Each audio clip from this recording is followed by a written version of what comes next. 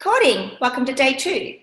I'm excited about this one. So again, when you see clients, what I'm doing now is I'm showing you really how to work with one-on-one client or with 2 clients at the one time, not a full family. That will come, I promise you, because it's very rarely you will see a full family together. So let me share my screen. Okay. So today is all about pre-framing. What is pre-framing? It's gearing your clients up to know what they're going to expect. This puts you in great rapport and it makes you look like the expert, okay? But what I want you to do is very, very important in pre-framing. Please don't use hard words. I use everything very simply, and this gives me greater rapport with my clients because you don't want them sitting there going, what was she talking about? You don't want that. So pre-framing is showing your client what to expect and sets them up for this session and all other sessions.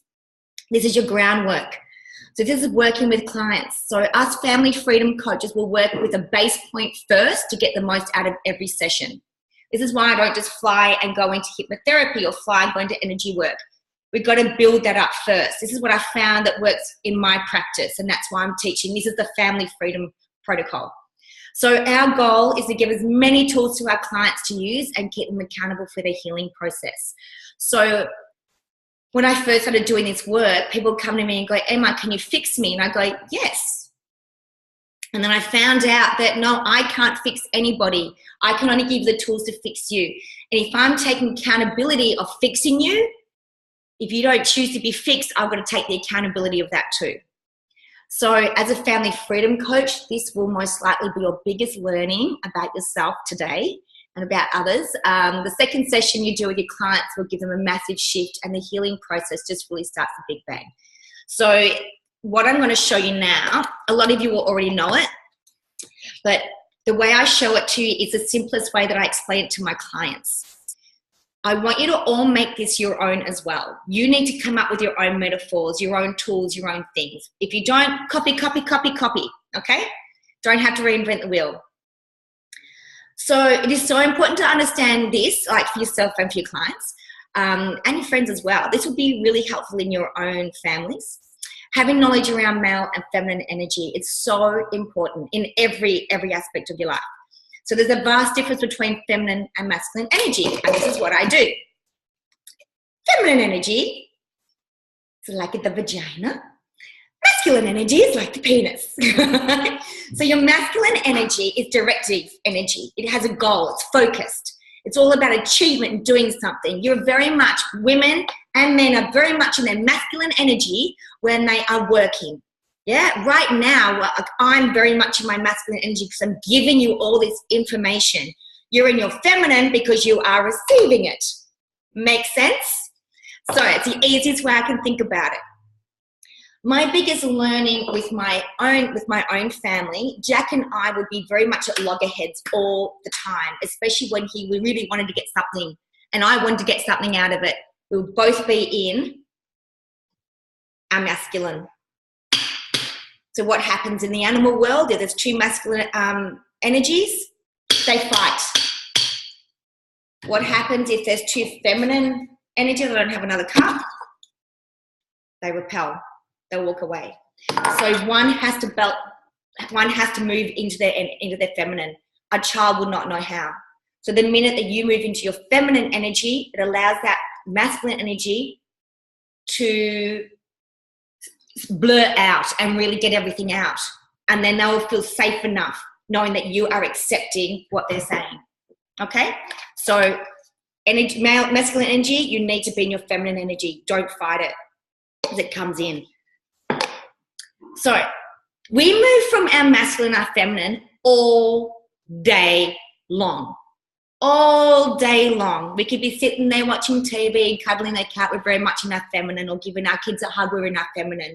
We could be sitting there on the phone, organising our insurance, very much our masculine, we're getting a job done. But again, we cannot be both. I show you what I show my clients. I have lots of props, lots and lots of props. Go to Bunnings. Bunnings is great. Go to Kmart, wherever you've got to go. I always have things to show my clients, because as we're learning in the learning processes, how people learn in day one, we have to teach in every single way. So this is why I teach you with video, I teach you with props, and I teach you in color, and I teach you with the PDF. So it's in every single way, yeah? If you have two magnets, you will know this from school. You'll get a positive and you'll get a negative. It's perfect. What if I switch it around? Two negatives. Hang on. I can't put it together. It repels. I can't put it together. Two feminines, it's the same two. And this is where we go wrong. We try and match that person. So if that person's getting angry, we get freaking angry, right? Well, what's it do? You're repelling. It's not going to work. So if we step down and go into our feminine, or the opposite to that, what they're doing, then that's when we'll get our point across. I hope that makes sense to you. So why am I talking about this now? Because this session is a very big session for your clients. And sometimes your client will be challenged and move into the masculine. It'll be a distorted masculine though. So you then need to move into your feminine. So what you're about to say to them, they can get quite angry. It'll be my aha moment. And then they'll go, why didn't somebody else tell me this before? I have lived in effect my whole life, and they get quite angry about it. So if you start going, well, don't worry about it now, it won't work. You just need to sit, get in rapport with them. So in the first two sessions with your client, we really need to build deep rapport and allow them to feel safe. This is so important. Notice I'm very much in my feminine right now. Give them space to feel, give them space to talk, and give them space to share. This is where we build that relationship. We build this relationship so they fall in love with us and become raving fans, and they refer. I do not advertise. I never have. So this is part of the relationship building, because they need to feel safe with you subconsciously. This is also one of the biggest lessons I tell my clients. Most mothers who are fighting with their kids is because both are in the masculine. No one will win. On the other side, if both are in the feminine, no one will win. So if you're very much in your feminine, you might know this in your own relationships. The woman will go, you just don't understand, I'm walking away. And you walk away. Two people in their feminine, they just walk away. It's not going to get resolved. That masculine has to go to that feminine energy and go, no, hun, I'm coming up to you. I've got you. So that female will feel safe with that masculine. So men, as you know, if your lady goes, you just don't understand, I'm going to leave me alone. Do not leave her alone. She is testing you. It is a female's innate thing to constantly test the masculine. Constantly. We do it unconsciously because we need to know that we feel safe. Always, always, always. So I showed you why before, because you have a positive and negative. That's these things. Show these to your clients. Very important, showing the magnets to your clients. Get them to play with them as well. I've got these from Bunnings, I think $4. It's nature's law. With male and feminine, masculine and feminine energy, another really good analogy to tell is if you've got a lion and a lioness and they've got their cubs, it's up to the lion, the male, to go out and find the feed and protect the female and the cubs, because mum is just feeding at the moment and making sure that the den is safe, yeah, and clean and everything, and that the kids are clean and they're thriving. So if dad all of a sudden goes, you know what, dolls, I think I'm feeling a little bit tired today, so I'm just gonna hang out and probably just watch a bit of Netflix today, right? So daddy lion's gone, yeah, I'm checking out. Mummy lion's gone. Lioness is like, well, who's going to feed the kids? Well, it's not going to be me today. So the lioness will have to go out and be the masculine, find the kill, keep the safety, all that sort of stuff. She will not stop doing that until the lion, the masculine energy, steps up. She will not bend down while he is still in his feminine. He has to step up before she will feel safe enough to step down in her feminine. Okay? Because mamas, you know what we're like? You know what we're like? We are mama bears in disguise. So that's very important. So when you are talking to clients, especially male and female clients, especially when husband and wives, you need to explain this to the male. He needs to step up. So this is the big one. This is the big one. This is cause and effect. This is one of my biggest aha moments. I learned this working with Shane doing the hypnotherapy weekend, and it was like, to me, I was very much in effect of a lot in my life. The kids made me angry. The kids pissed me off. My husband pissed me off. My mum's certain voice, that pissed me off. I was very angry. I was very much an effect of things. Well, I can't do that because, you know, I didn't do very good at school, and I'm not good at maths. I can't learn maths. I wasn't very good at school at maths. I was an effect of my whole life. I was very much victim mode. So what does this mean? So the way I explain it, I get the biggest results from my clients, and I want to say it the most simplest way.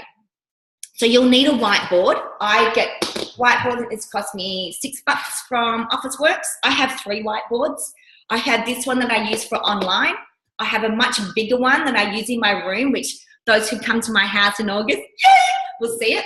I use it pretty much every session because every session you will refer back to what we're talking about today. Every session, pretty much. So I have this little whiteboard. I love this. If you can't have a whiteboard, always ask your clients while working online, they have to have a blank piece of paper. You use your whiteboard and they will copy what you're going to write. It's like workshopping together, okay? Which gets them to understand it even more because they're writing it down. Remember, tell them to use colours. And I have colours here. So I have a green, an orange, a purple, and I have a black. Test your colours on your Zoom to make sure that your client can see the colours. That's what I have to do. Don't use yellow, it doesn't work. And there's kind of like fluoro kind of textures that don't work either. So all Officeworks. I was getting cheap ones from the $2 shop. They don't last and they're not good quality. I did have to go to Officeworks and pay a little bit extra, but I've had these for 2 years now. So in this process, you are going to draw a big C and a big E. And I want you to do this yourself now. So C is greater than E. Because you can tell your clients, and this gives them a little bit of an out, 97% of the world is in effect. Effect is victim mode. So when in effect, there is no growth and there's no solution to any problem. So this is why it's so important for you and your client to get the cause, because your client will come to you and expect you to fix them. It's impossible. You can only give them the tools. It's like if you're a doctor and I go to the doctors and I've got an infection, a blood infection, I need to go on antibiotics. That doctor can give me the antibiotics. What if I don't take the antibiotics? And I go back a week later and go, doctor, you're crap. You're crap. You know, you gave me the antibiotics, but I'm worse. Did you take the antibiotics? Well, no. Get me? You have to do the tools. And you as practitioners, you need to do the growth work first. That's why we're all a family, and that's why I've only done a certain amount of people in the group. So, cause and effect, fundamental concept for me. It is one of the biggest things of producing change, I promise you. It's tough love. I threw a hissy fit when I first found out about it. When something happens to you and you acknowledge that thing, then that puts you at effect. So you're pretty much powerless to do anything. But when something happens and you ask, how did I make that happen? That question helps you find the cause, which then helps you to change the behavior. So again, you find the cause, which then helps you to change the behavior. If you constantly blame someone or something else for your pain, you literally become powerless to do anything about it. This is called living in effect. This is where 97% of people live. This is what causes anxiety, depression, upsets in the family, blame, shame, all of that. Why? Why is it so important? Why is learning about cause and effect so effective in the family freedom protocol? Because it allows clients to take responsibility. And and we take responsibility too. If we fall in effect of others, there is no growth and no solution. This very process is a confronting and challenging process for your clients. This will be confronting and challenging for you too, guys. And I get this. This is why I'm here. Please make sure you're in deep rapport with your clients before explaining this. So, are you ready? Explaining cause and effect. Don't forget, clients respond really well to stories and metaphors. Okay? I just gave you a metaphor about the doctor with the pills. It's up to the sick person to take the tablets, yeah? Have your own metaphors. Why did I say that metaphor? Because there's a nurse watching me now, and she'll get it. Exactly, right? If I don't have a nurse or something like that, I will find a metaphor that suits that particular person. Get me? You can be anti-antibiotics. What's the matter? That nurse won't be though. Exactly. See? So, for me, I will pick and choose my stories about cause and effect. So if I've got a kid and they come into me, I will use this one. And I use true one. And I always refer it back to myself. I'm building rapport, that I am not this person on a pedestal and I didn't go to uni and, I'm all this and all that. I'm like you, dude. And I just had to change some things. And this is one of the biggest things that I had to change. I had to get the cause. So I will say to a child who's at school, who may be not doing very well, I repeated year 8 and I failed year 8 twice. In fact, what happened to me was my dad left when I was 10 months old, just my mum and I, and my mum had to pay off all these really bad debts that my father had left because he was a shocking gambler and alcoholic. And so we had to go and live with my grandparents. And that was pretty cool. But when I was 12, my mum decided to move out, just her and I. And what happened was she had to work really, really, really doubly hard just to keep me in a really good school that I particularly didn't want to be in. And she would work all day and all night. She'd get home at 11 o'clock at night, 11:30, Monday to Friday. And I was by myself, in the house by myself. I had to cook for myself, everything. And what I would do was I wouldn't clean my bedroom and I wouldn't do my homework because my grandmother did everything for me. And here's a secret for you. At the age of 12, I didn't know how to brush my own hair because my grandmother did everything for me. She dressed me every morning. She would even put my socks on for me every morning. So when I went and lived with my mum, which is my mum and I, we moved a really nice place in Kew. I had to start from scratch. And I was very much blaming everybody else when I got in trouble at school for not doing my homework because it simply wasn't my fault. My grandmother wasn't there anymore to do it with me. My mum was working too much. It's not my fault. It's not my fault that, I'm dumb. It's not my fault that I had to repeat year 8. Not my fault that I failed it. It's not my fault. It was my responsibility. It was totally my responsibility. It may not be my fault that my father left at 10 months old. It was not my fault that my mum and I moved out. It was not my fault, sure, that my mum had to work 2 jobs, but it was definitely my responsibility to do my own homework. It was definitely my responsibility to learn how to brush my own hair. So this is cause and effect. So you can do lots of stories. One of them is my MS story. I was very, very much in effect of having MS. The doctors told me I would get depression. Guess what? I got depression. The doctors told me I would. I did. I would get chronic fatigue. I did. I got it. I got everything. And then when I got sick of being sick, I decided to take responsibility for my own health. And that was my cause and effect. So you need to get your own story. They're very powerful stories. I also give my clients I have a file and I have printouts and PDFs. You've got it all here. I'll also send it to you just as a PDF as well. I'll put it all in our group. It gives you great prestige to pull things out. And they're like, thanks. And I also get this a lot. Wow, you really knew what you were talking about. You must have known I needed this today. I get that a lot.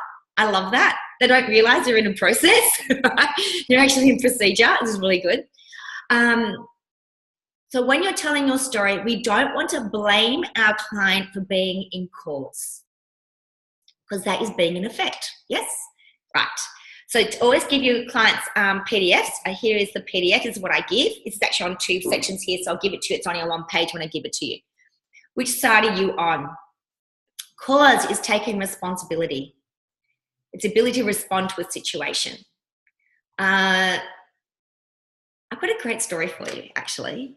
You can actually tell this one. I'm going to put this on live. I went and bought myself a pair of jeans just from Kmart. This is last week, and I was going to school for a meeting with Jack's teachers. And I quickly put these jeans on, and if you've ever been to Kmart, down the leg, they'll have the size, like a sticker. It'll have the size that you are. Anyway, I'm walking in, and this beautiful woman's come on. She goes, "Oh, excuse me, Stella." She goes, another mum. She's going, "You've got a sticker on your leg." And I went, "Oh my God, thank you." And I actually said to her, "I love it when women can do that for women." She goes, "Yeah, because you wouldn't want anyone to know you're a size 14. And I was floored, and I immediately got really pissed off and hurt. I went into effect, and I went, "Whoa, back up, sister." And I just looked at her, and I put my hand on her, and I went, "I can't thank you enough for telling me that I had a sticker on my leg. But can I tell you about my size 14 legs?" And she went, "What?" I went, 4 years ago, these size 14 legs couldn't walk. These size 14 legs. And it was funny because the sticker was on the right-hand side, was my right leg, and that's the leg that went from me and MS. I went, "That's a leg that couldn't drive a car." And she just looked at me. I took complete cause. I got out of my angry and my hurt state and my, "Oh my gosh, she thinks I'm fat" state. I'm not. And I got in a cause, and I said to her, "Again, thank you for telling me I've got my sticker." And I pulled it off. So always tell stories. It's a pretty powerful story. So when you're in effect, you're in blame, you're in victim mode, there's no change mode. You're waiting for somebody else to change. It's like, I'll give you a good one. If you're wanting to go to the gym and you just don't have the motivation, you're in effect of motivation. You're waiting for motivation to come to your house, knock on your door, kick you in the ass and go, "Hey, can you go to the gym now?" You're in effect. Take calls. Get up, get your ass out and go to the gym. Okay? I hope everyone's getting that. So you can't change others. This is where you will get clients who come and say, "You need to change my husband. You need to change my kids. My kids need fixing." I did the same when I was having lots of trouble with Ben. Ben was born very premature. He had a lot of learning difficulties, a lot of social issues. And I would take a psychiatrist, psychologist. I would take freaking witch doctors, anybody. And I'd be like, "You need to fix Ben." And then when I got the MS and I started doing all that, the growth work I was doing, I was like, holy crap, Ben's not the issue. I'm the one who has to change. That was huge. And I tell you now, I broke down for about 5 hours and sobbed my heart out because the sheer feeling of guilt and shame around that was horrendous for me. But then I was in effect of the shame and the guilt. Yeah, I had to get myself back in cause. So, can't change others. Are you at cause for your life? I still have to pick myself at this all the time. It comes more naturally to me now. But just like the other day when the woman said, "Oh, you don't want someone to see that you're a size 14, I nearly died. And I went, hang on. My legs work. My legs are like, ladies, here's a tip for you. If you go into a shop and you can't find your size, you simply walk out and go, "They didn't have size sexy in there." There you go. Tell that one to your clients. All right? My legs are size sexy. That's what they are. So if you're not at 100% at cause, you are at effect. Choose cause. I will do this with my boys as well. I'll say, "Jack, do you clean your bedroom?" An hour later, room still a state. I have to go on cause. Is there another way I could have communicated that? So instead of going, "For fuck's sake, Jack," I'm like, "What can I do, mate? How can I explain to you that I need your room to be cleaned because we've got people staying over?" And he'll look at me and go, "Yeah, just like that." Okay. Saves a whole lot of effort, saves a whole lot of hassle, saves a whole lot of anger, and the communication gets across. Same as your clients. If my client wants to walk out halfway through a session, my cause, I have fallen out of rapport with them.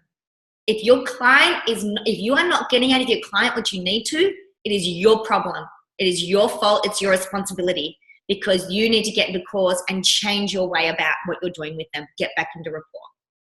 That's what I love about the family freedom coaching, because I take responsibility for everything.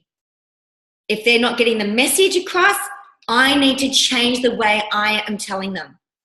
You always have to do that, because believe me, I have been to too many counselors, psychologists, psychiatrists, and they hold the prestige, and it's their way or the highway. And if they don't keep in rapport with you, they don't care, because you're going to keep coming back anyway, because that's what you naturally know. So this is about rapid change. We need rapid change. We don't want our clients coming to us for the next 20 years. That old model does not work anymore. This is a new model. We want them to be come to us for 4 sessions, 8 sessions, or 12 sessions. You can change it up to 6 sessions, 9 sessions, whatever you want. Do not do any less than 4 sessions. If you do, I'm going to come and kick your asses, because if you do less than 4 sessions, they will not fall in love with you, and they will not refer. It's harder to find clients for just one off. I used to do it just for hypnotherapy or the energy work. I'd see them once. I'd be exhausted. As I said in the first video, they go off and go, I had hypnotherapy. I feel fantastic. Oh, great. But they wouldn't say, I went and saw Emma Romano. You want them to sit there and say, yeah, I went and saw Nikki. Yeah, I went and saw Shayla. Shit, go and see Shayla. Go and see that person. You know, you want them to say your name. They're not going to do that in 1 hour session with you on a one-off. They will do it in a 4-hour session. Okay? In 4 sessions. So, back to this. I want you to get a blank page, peeps. You're going to be, all right, big C is greater than E. Got your paper? Just dropped my lid. Anyway, so cause and effect. You are going to ask your client first, what is it? What are some of the effect words? If a lot of them will go, I don't know. Like they don't go. Like I'm gonna write victim. So you write victim in much better handwriting than me, and much better spelling than me as well. Yes. So Brett will know that one. Brett and I have worked together, and I'm like, Brett, how do I spell that? It's true. Or Brett goes, Emma, what's that word say? I'm not sure. My handwriting's atrocious. They might say, oh, I don't know. It's probably like before when I blame my kids for me having a bad day. Great, blame. I feel ashamed. Shame's a good one too. And just kind of pour out and say at the end, is this how you're living, yeah? Like, yeah. Me, it was illness. Because, I wasn't going to take responsibility that eating good food or exercising would make me feel better. Do you know what I mean? Yeah. Duh. Illness. Shame, blame. And it's, you know what? It's powerless. Some people, clients will do a whole sentence. I was waiting for something. So you write it, I was waiting. What you want to be aware of on this E side, you want to have very negative words. Okay? So if they say not happy, don't write not happy, because happy is a positive word. You want to say, yeah, so if you're not happy, what are you? I'm sad. Yeah, sad, that's right. So remember that question? So if you're not happy, what are you? Miserable. Right, miserable. And say again, is this where you want to be? Is this where you want to be? Like, they're like, no. They're looking at all these words and they're like, no, not at all. Not at all. Sometimes I repeat a word, just write it down again. Yeah, sad. Blame. Yeah, blame. Yeah. Blame, yeah. Yeah, shame. Yep, shame. Just write it down. Write it all down. Get as many words as you can there. This is very, very important, because it'll be the first time that they'll look like that and go, holy shit. Pass them the tissues.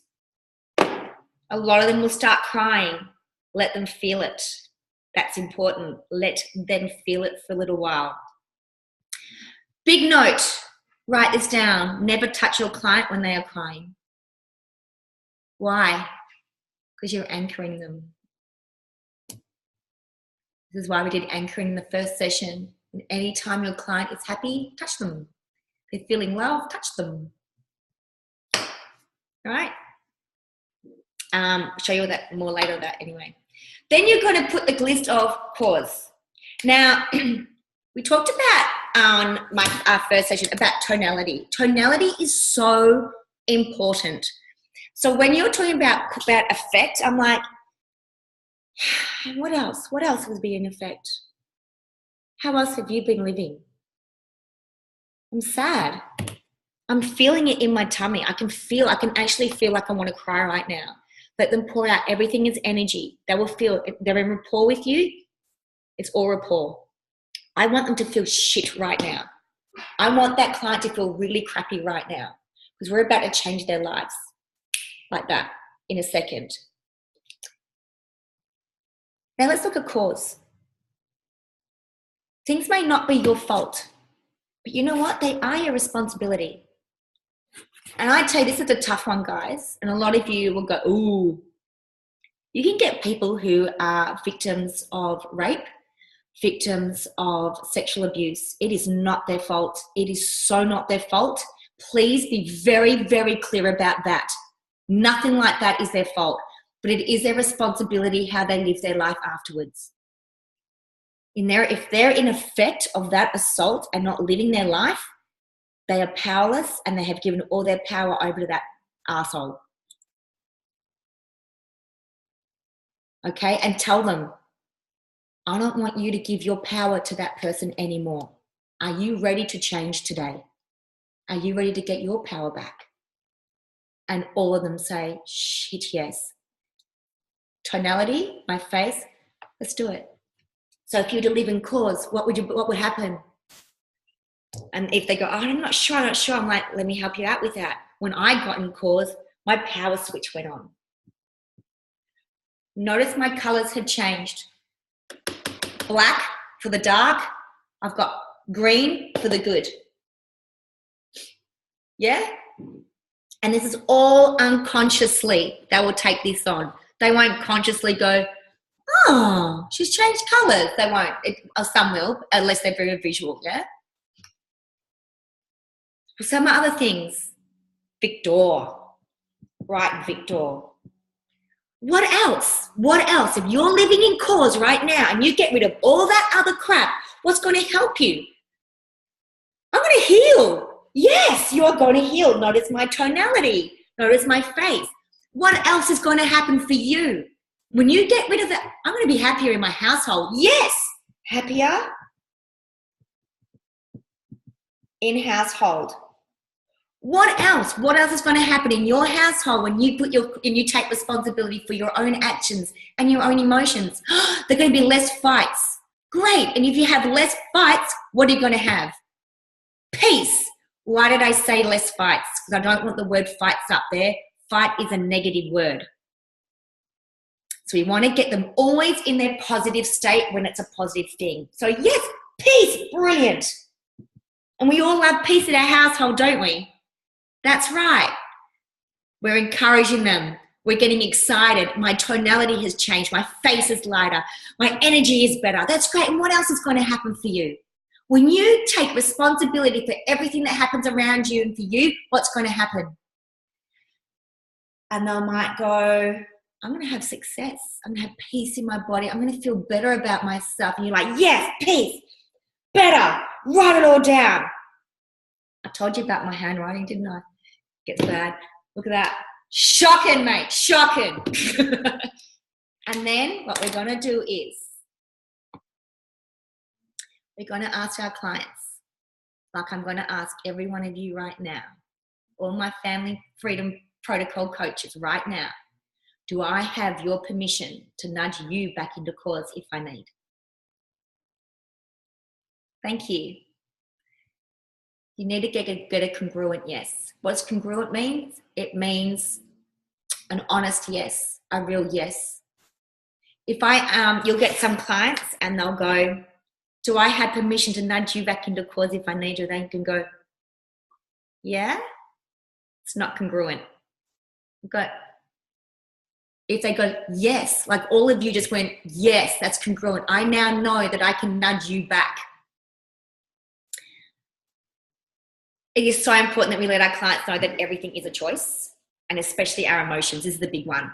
So we'll get clients coming in saying, I'm really depressed. Here's a big one for you. I have been getting lots of kids in the last 6 months. This blows my freaking mind.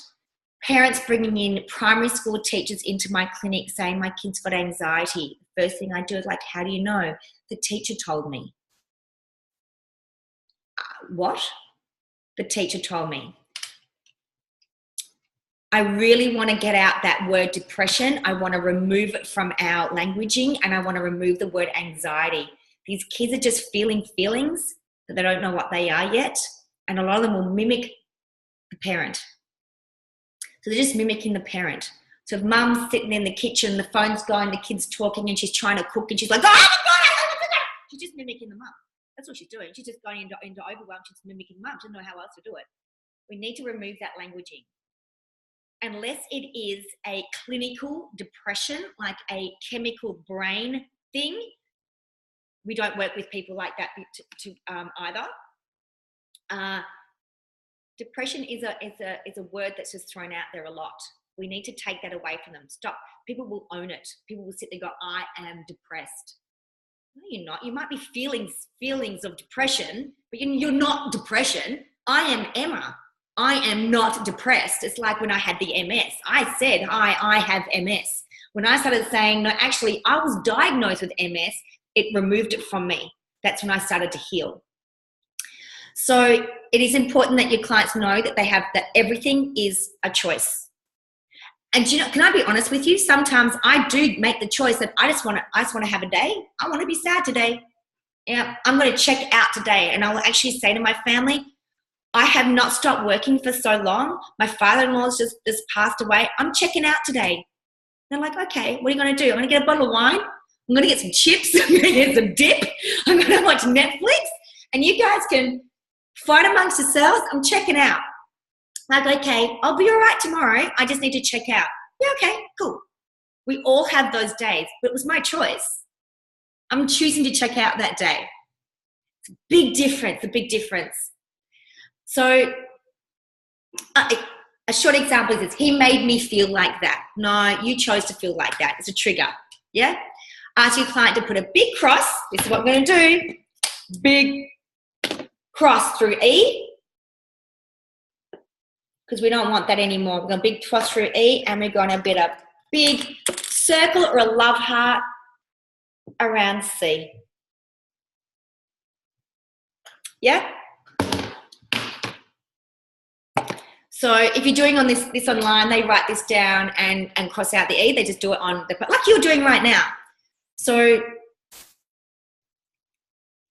after this, what happens? After this process, it's a big process for your clients, and they're going to be reeling quite a bit. It's very important you fit in this next process. Very, very important. They will start saying to you, yeah, I get it's my responsibility, but why would my husband ever talk to me like that? Why would my wife ever talk to me like that? Why would my mother-in-law be such a freaking bitch? Why does my sister-in-law hate me so much? Why would my best friend do that to me? This explains everything. This is why in the Family Freedom Protocol, we have everything in a certain order. This is the structure of reality. You will need your whiteboard again. Your client does not have to write this down because I have a little PDF and I'll just quickly show it to you. You can say it's that, all right? You can send that to them. Everyone see that? Cool. You'll send that to them. I'll send all of this, I'll put them all in the files. You've got everything of mine. Okay, so this is a very, very powerful tool. This is gold. You will use this a lot for everybody, and you will keep referring back to it, like the cause and effect. So maybe if you're doing 3 sessions with something, maybe on the 4th session, it's like, oh, I've been really good, but no, my mother really upset me the other day. No, hang on, wait, no. Your mother didn't upset you.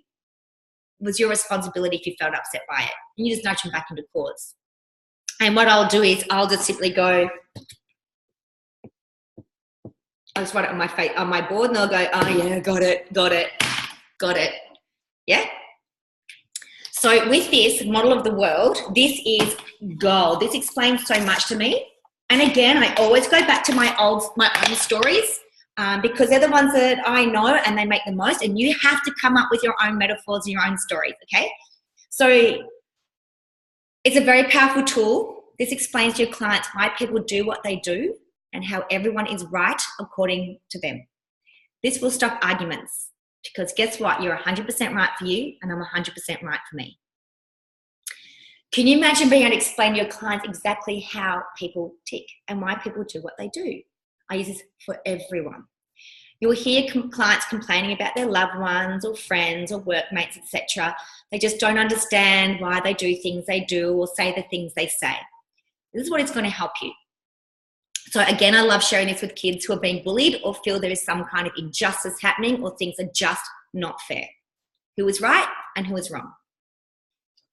I'm going to draw my little man. Now, you know how my handwriting is really good? My drawing's even better. You ready for this? By the way, Katie and I went to school together and she knows how artistic I am. So this is going to be a man. Yep, that's a man. But jeez, you know what? I have drawn this probably like 400 times, and they get worse, and they get worse, and they get worse. You think I'd be perfecting it? So at any given second, you get 2.4 million bits of information. Does that not blow your mind? 2.4 million bits of information any given second. We can only take on, because our brains are a bit special, only take on 264 bits. So you're going to take on 264 bits. You'll be writing all this on your board as you're talking to your client. This blows me away. Now, why would my 264 bits? Now, if I'm going to a party with Megan and I are going to a party and we come back, have you ever noticed when you can have a conversation with somebody and you can repeat it 2 seconds later and the other person goes, oh, that's not what I said. You're like, there it is. You said exactly that. And I'm like, no, it's not. This is why. You will decide your 264 bits by this. Your values,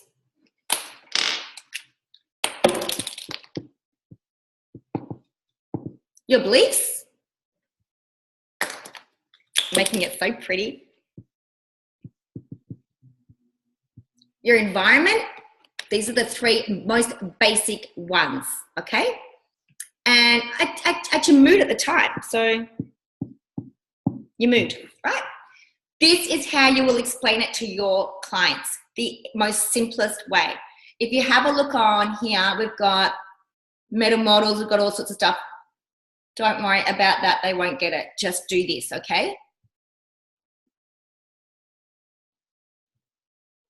Up there, hello. So what we do is we generalize information. We distort information. And we delete information. I'll give an example. Megan and I were going to a party, yeah? I love shoes. You'll figure that out anyway. I love shoes, right? Megan, she don't give a shit about shoes. She loves cakes. She loves pastries and cakes. She adores them. So we are hip to hip. Megan and I have not left each other's side the whole day. We drive to the party, we're at the party for 2 hours, we stand there and we talk to a girl called Sarah. Sarah's the pastry chef and she has the most amazing ruby red shoes on. They're chatting away, chatting away, chatting away. She has 2 kids, 2 boys, 2 teenage boys. She has a great husband. He's a carpenter, and her parents own a farm. So Megan and I, we go out, we're in the car coming back home, and I say, did you meet Sarah?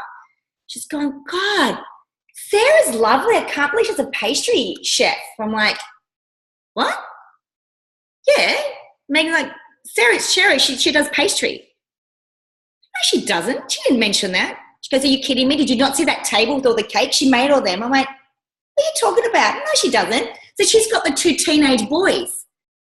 And Megan goes, what are you talking about? No, her parents own the farm. Megan, I said, were we talking to the same person? She was the one with the beautiful ruby shoes on.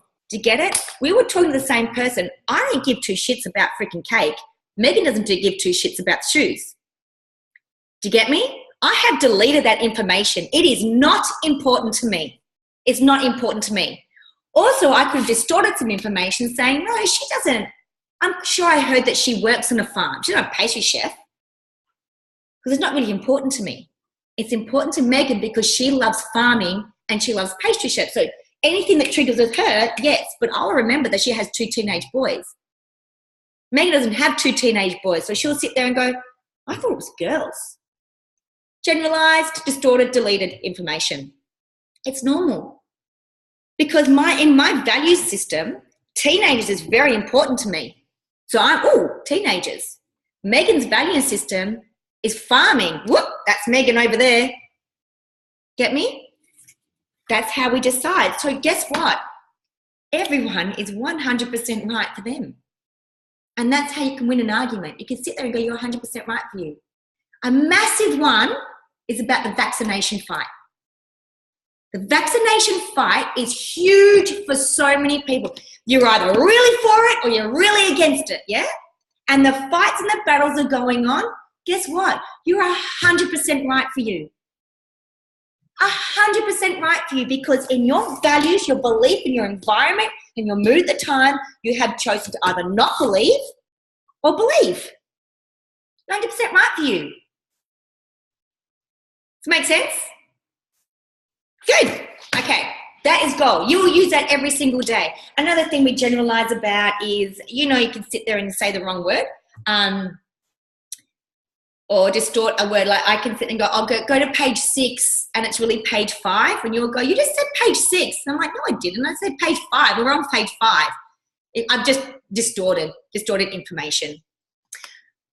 So 264 bits can be different. So you say Katie and I go to a party, 180 parts of that, we can have the same 180 bits, but the other numbers, I'm not very good at math either. The other amount of bits. Shit, look how I'm good at this. The other amount of bits, they're different. They're just different. I've deleted information. I've distorted information. This was gold for me to understand my own father. So my father left at 10 months old. I will tell people this story as well. You will have many, many stories. My father left at 10 months old. He was in and out of my life. He wasn't a nice man. He wasn't a nice man at all. And I had to let him go after, I hadn't spoken to him for 5 years because he was so toxic, not just to me, but to my boys and my whole family, that I had to let him go. And I never understood how he could do the things he did. It floored me. This is what helped me with that. I'm like, wow, he thinks he's right for him. He thinks that I'm a cult. He thinks that I'm running a cult. I found that out about a year ago, which is funny. And that's in his model of his world. He's 100% right for him. And I then had to take cause and say, I'm not going to be in effect of it. It doesn't affect me anymore. Yeah, he is where he's at. So, do you think it would be reasonable to say that not everyone's 264 bits are the same? Because we generalize, we distort, we delete information all the time. So next time you are arguing with someone, maybe they are 100% right for them and you are 100% right for yourself. So yeah, I tell the story about the party, and I will this is a good one. Whenever you're with your clients, say the story about the party. Find out something they really like. Just say, oh, what's something that you like? And they might go, footy, awesome. So you and I go to a party. I love shoes. You hate shoes. We go and we talk to a footy star or something like that. Always make them that you're going to party with them, because they will actually visualize and say, we're side by side the whole way through, having a great time. Unconsciously, they will be visualizing you and them going to a party side by side and having fun. What do you think that builds? Rapport. More rapport. And yeah, note, please note, remember that metaphors and stories are very powerful healing tools. So that's a PDF that you can give. Also, if you want to change a behavior, you have to change state, physiology, and a belief. We'll deal with that next week. Now, here's the last part. If you get to fit this in your second session, you're doing well. If not, don't freak out. You do it the next session. This is the 6 human needs. We are all driven. Every single behavior, everything we say we do, it's all driven by the need to fulfill 6 human needs. So these basic 6 human needs are not just desires or wants, but they're profound needs which serve as a basis of every choice that we make. So combined, these 6 human needs are the force behind the crazy things other people do and the great things that we do. We all have the same 6 needs, but how we value those needs and in what order determines the direction of your life. So these are the 6 human needs defined. The first 4 needs of 6 human needs are personality-based needs. The last 2 will not happen unless the first 4 are fulfilled. I already know your first 4 are fulfilled because you're doing this work now. So we all need certainty and comfort. We all want comfort, and much of this comfort comes from certainty. Of course, there is no absolute certainty, but we want certainty. The car will start. The water will flow. And the tap when we turn it on. I get a lot of certainty from Anthony and I will often go to the same, or my mum and I, we go for lunch quite a bit, we'll go to the same place. That gives me comfort, gives her comfort, because we know exactly what we're going to have, and we'll go to the same place. Variety. At the same time we want certainty, we also crave variety. There needs to be enough uncertainty to provide spice and adventure in our lives. So when you sit there and go, oh, I just want to try something different. You might try a different recipe, or you might ring somebody out of the blue who you haven't spoken to for a while, or you might do a live. That's variety. That's a live, doing a live on Facebook. That's variety. Significance. Deep down, we all want to be important. All of us. You have to find the way you want to be important. We want our life to have meaning and significance. And all you guys need this, and you're all wanting it probably this way, to get significance from helping families. I love to get significance from my children. I'll actually ask them, tell me how awesome I am today. And they go, yeah, you're right. So, yeah, whatever. So we want our life to have meaning and significance. I can imagine no worse a death than to think my life didn't matter. To be honest, my life barely mattered before I had the MS. I just existed and lived how I thought everybody else wanted me to live, and I was fucking miserable. I looked good on the outside. I pretended on the outside, had a mask, which I didn't know was a mask. But yeah, this is what connects me. It's lovely. We all want connection and love. So it'd be hard to argue against the need for love. We want to feel part of a community. We want to be cared for and cared about. Have we noticed, our family right now, our group, our family freedom group, is everybody feeling the love right now? Yeah, it's huge. And how much have we been just thriving within ourselves in the last, week or so? Have you felt that? We've all been changing and doing amazing things.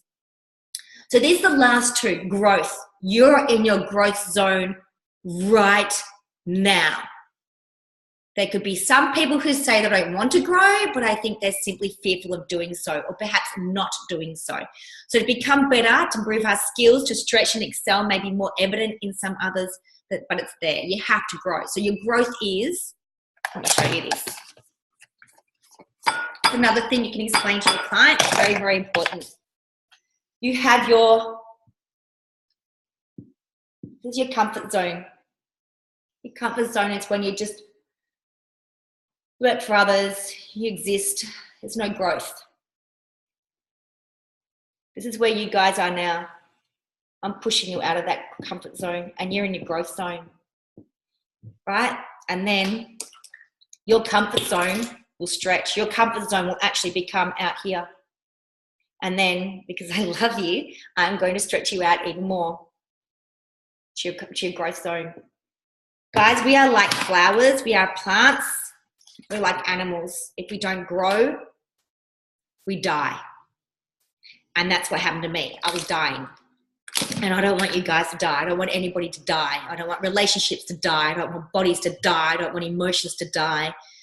We need to do that, right? So contribution, the desire to contribute something of value to help others to make the world a better place than we found it is in all of us. That's what I'm doing now.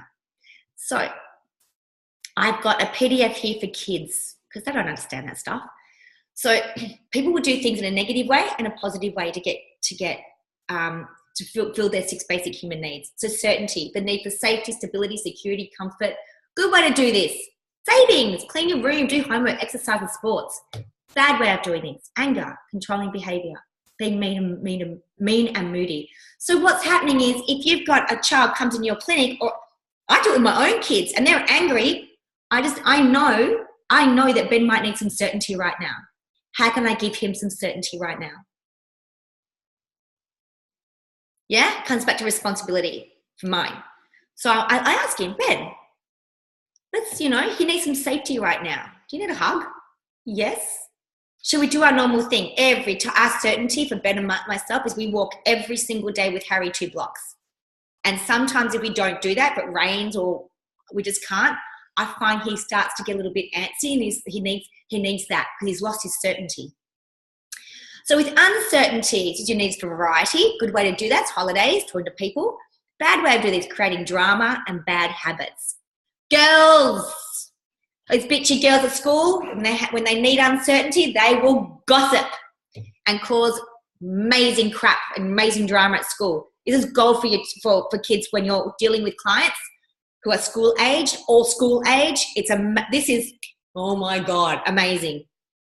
Because they can come in with a certain behavior and you just go, this kid needs significance. So significance, the need to feel pride, a sense of importance and worthy of love. We all need it. So to do this volunteer work, I always have my kids in volunteer work. On a Wednesday, quite often, we'll go to 7-Eleven and buy the sandwiches for $1 or $2, and we'll go in the city or we'll go locally and we'll hand them to the homeless. We have volunteered. What else do? We do heaps of volunteer work. We clean up around our area. Even just if we go for a walk, we go to the beach, we clean up rubbish. We'll take a plastic bag and clean up rubbish. Do lots of volunteer work. Anyway, get into volunteer work. Helping others, being kind, sports. Bad way of doing this is putting others down around you, being centre of attention and gossiping. So putting others down around you, my father's great. This is how he gets his significance. He'll say things like, oh, no, he's not doing too well, to try and big note himself. But what he doesn't realise is just making him look like a dick. So don't put anyone down. And if anybody does that in around you, sit there and go, needs significance, but in a different way. Yeah? Love and connection. The need to feel connected and loved by others. Good way to do this is mutual respect. Hugs, being nice. Bad way of doing this, depending too much on others. This is when you will get kids and they're too cliquey with one particular other person. Yeah, I used to be like this at school, shocking. Especially in my primary school, I would cling to one person. If she didn't turn up, I would be a mess. So, and contribution, the need to give and be. There's growth, the need for emotional, intellectual, and spiritual development. So you guys just doing this, you'll feed this into your families if you have kids. You probably know this already. I have been taking my kids to self-growth things for 3 years now. Sometimes kicking and screaming, they'll get over it. They learn and they love it. They love it. So guys, that's our second session. How's everybody feeling? Yay. Okay, here's your home play. I want you to find your cause and effect story. You all need your own story. Yeah? Take your buddy. You'll all have new buddies. Take your buddy through a cause and effect explanation. So what this is, you are going to explain. Sort my shit out. You're going to explain to them the cause is greater than effect, and you're going to list your words. Okay? List your words. Find your structure of reality story. So remember the structure of reality story? Mine was going to a party. Oh my God. For the love of God, please try and draw something better than that, because that's ridiculous. And it was like, yeah, I know. Look, he's hot. He's so hot. It's like a Simpsons character. Anyway, I'll miss my calling. Anyway, so find your structured reality story. Do the story about going to a party or a park, whatever. You can follow mine. Just get into practice of it, okay? And have fun. Have you laughed today? If you need a laugh, private message me and I will sing you a song. I sent one to Katie today and she loved it. So she was like, wow. But don't tell anybody I can sing, because I don't have time for a record deal right now. I'm like busy helping you guys. So I'm just going to, I'm going to stop sharing. Hang on a sec. How do I manage you all? How do I want to get you all off speaker. How do I do that? I'm mute you all. Hey guys. Hey Peter. Hi. Oh, look at you all. Hang on, I'm taking a photo. You guys are phenomenal. You're my fan. So what do you guys think? Good.